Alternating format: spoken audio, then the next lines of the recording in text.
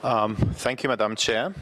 So with respect to Stefano Prato from the Society for International Development, speaking on behalf of the civil society mechanism. So with respect to the HLPF 2017, three considerations.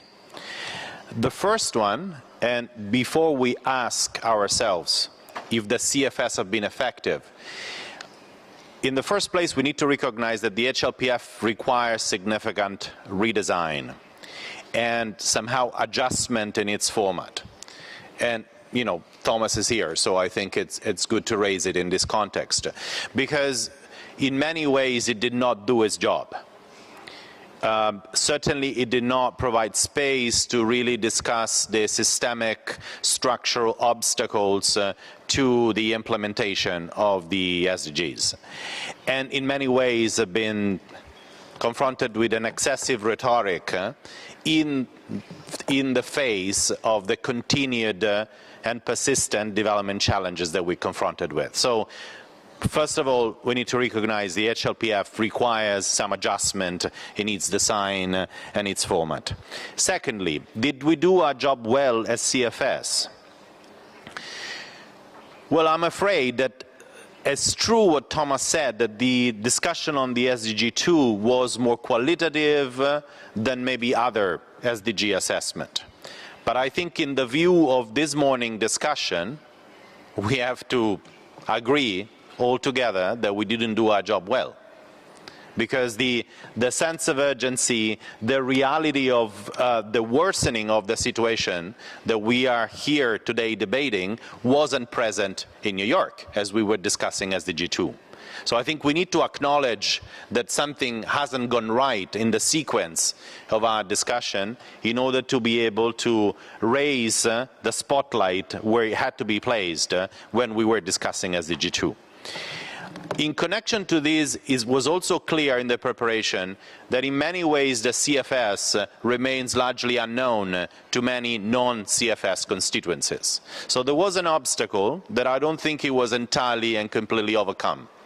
And we need to think in going forward, how do we provide greater information on the CFS prior to the HLPF. We discussed the opportunity of maybe planning selected briefings during UN General Assembly sessions that may prepare the ground for greater interaction.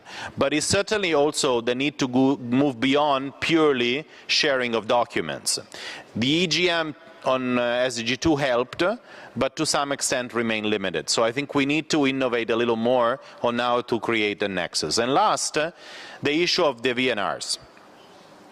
I think the VNRs, beyond concerns on how the VNRs were effective or more or less effective, but it's clear that the role of the CFS or the acknowledgement of the existence of CFS policy outcomes in the VNR process was fairly absent.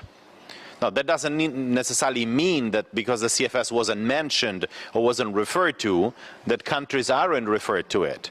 But I think it's important to stress a little more the possibility of connecting with the new VNR countries in the upcoming preparations on how to make use of CFS policy outcomes in their preparations. I think that's something that we need to start much earlier than we did last year with the invitation by the chair.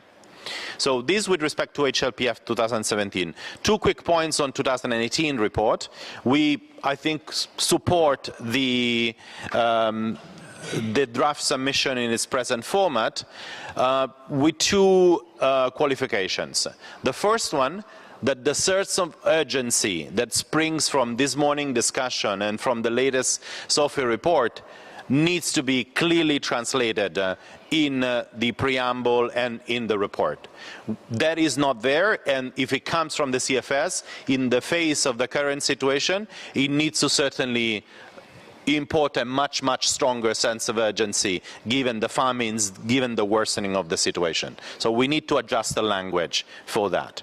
Secondly, we need to fully include, of course, which is already in with the respective placeholders, the the new decisions into this CFS, including the outcomes of the Women's Forum and the discussion in the Wednesday plenary, which may actually require adjustment of language depending on what the plenary decides on Wednesday.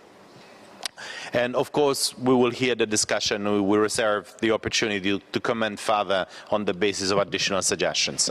Thank you, Madam Chair. Thank you.